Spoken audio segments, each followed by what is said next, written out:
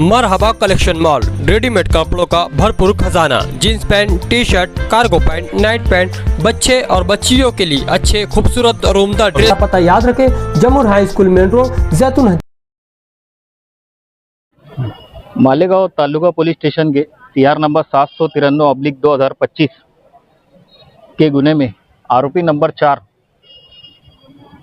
अमजद शमसुद्दीन कोतवाल, जो कि रहने वाले चांदोड़ के, इन्हें आज कोर्ट में पेश किया था। 7 दिन के रिमांड रिपोर्ट के साथ इनको पेश किया था। 7 दिन की PC मांगी जा रही थी। हमारे साथ की जो टीम है, सुरेश गायकवाड़ एंड टीम ने इसकी पैरवी की और पहले से आरोपी नंबर 1 और 2 वो भी, उनकी पैरवी भी हम ही कर रहे हैं।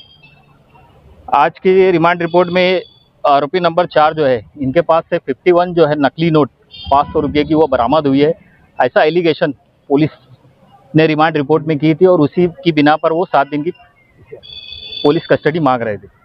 हमारे युक्तिवाद के बाद कोर्ट ने दोनों की बात को समझी। सरकारी पक्ष को सुनने के बाद 10 तारीख तक उन्हें जो है आरोपी नंबर 4 को PC दी गई है।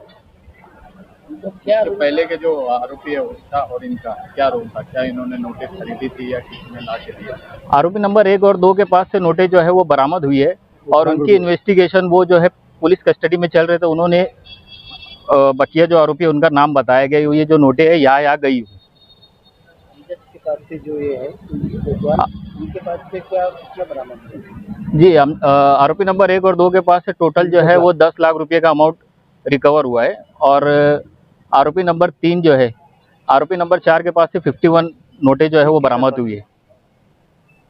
25,500 का कुछ अमाउंट आ रहा है, वो उतना उनके पास से रिकवर हुआ है। बस आपने क्या युक्तिवाद किया इनके तरफ? हमने ये युक्तिवाद किया आरोपी नंबर 4 की तरफ से कि इनका कोई लेना देना है नहीं और एक सौदे में जो नोटें आई थी, तकरीबन 2 लाख रुपए का इन्होंने सौदा किया था, उसमें जो है ये नोटें मिली है और ये नोटें नकली है, ये हमारे आरोपी को भी नहीं पता है।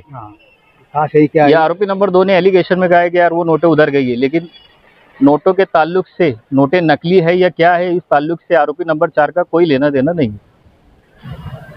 एडवोकेट इरफान शेख, एडवोकेट गायकवाड़ साहब, इनकी मदद से हमारी टीम जो है काम कर रही है। हमारे साथ एडवोकेट अल्ताफ सैयद भी है।